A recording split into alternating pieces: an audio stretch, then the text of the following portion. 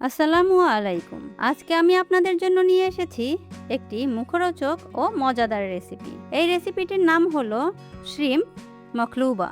এর জন্য প্রথমে আমি এখানে নিয়েছি 700 গ্রাম বাগদা চিংড়ি। চিংড়ি মাছগুলো আমি মাথা কেটে খোসা ছাড়িয়ে পরিষ্কার করে ধুয়ে নিয়েছি।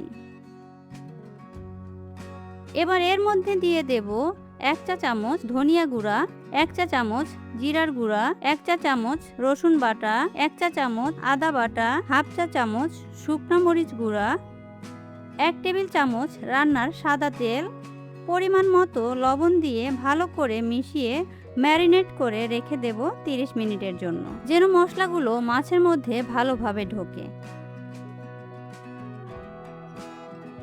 এবার চুলায় একটি পাত্র বসিয়ে পাত্রটি একটু গরম হয়ে আসলে এর মধ্যে দিয়ে দেব রান্নার সাদা তেল। তেলটা গরম হয়ে গেলে এর মধ্যে দিয়ে দেব একটু মোটা করে কাটা পেঁয়াজ ও ক্যাপসিকাম। ক্যাপসিকামটা আমি কিউব করে কেটে নিয়েছি।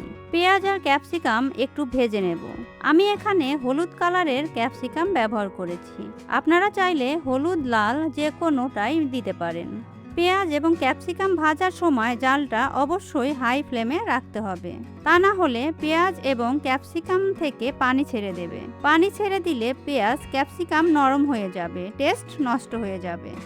নাড়তে নাড়তে পেঁয়াজ ক্যাপসিকাম এরকম কালার আসলে আমি তুলে নেব।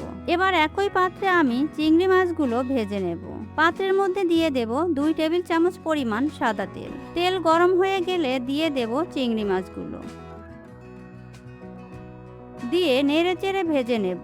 পুরো রান্না করব না, হালকা একটু ভেজে নেব।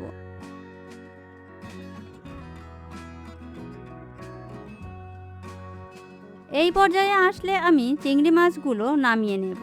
চিংড়ি মাছ ভাজতে আমার 3 মিনিটের মতো সময় লেগেছে। চিংড়ি মাছ বেশি সময় ধরে রান্না করলে রাবারি হয়ে যায়, টেস্ট নষ্ট হয়ে যায়। এবার আমি ধুয়ে ভিজিয়ে পানি ঝরিয়ে রাখা বাসমতি চালটা একটি পাত্রে নিয়ে নেব।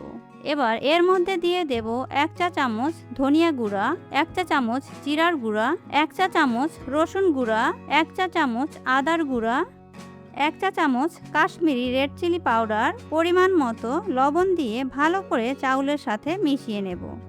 রেড চিলি পাউডার দেওয়ার কারণ কালারটা সুন্দর আসবে। এবার চাউলের সাথে ভালো করে মিশিয়ে রেখে দেব। এবার চলে যাব রান্নার প্রসেসিংয়ে। এর জন্য আমি এখানে একটি পাত্র নিয়েছি। পাত্রের তলায় আমি বাটার পেপার কেটে বসিয়ে দিয়েছি। এটা দেওয়ার কারণ এই রান্নাটায় নাড়াচাড়া করা যাবে না, বাটার পেপার দিলে নিচে লেগে যাবে না। বাটার পেপারের ওপরে আমি চিংড়ি মাছগুলো এইভাবে সাজিয়ে দেব।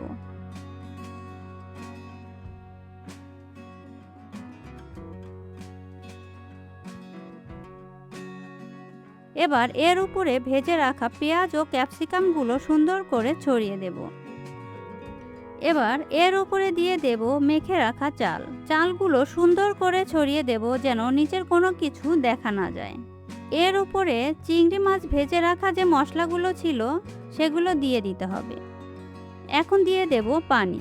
এখানে আমার হাফ কেজি বাসমতি চাল আছে, এর জন্য আমি নিয়ে নেব 1 কেজি পানি। এখানে আমি গরম পানি ইউজ করেছি। এবার ঢাকনা দিয়ে ঢেকে চুলায় বসিয়ে চুলার আঁচ মিডিয়ামে রেখে 10 মিনিট রান্না করে নেব। লো আঁচে 15 মিনিট রান্না করে নেব। ফিরে আসছি 25 মিনিট পর। এই তো দেখতেই পাচ্ছেন আমার শ্রিম্প মাখলুবা কত সুন্দর কালার এসেছে এবং লোভনীয় লাগছে। এবার আমি একটি সার্ভিং প্লেটে সার্ভ করে দেব।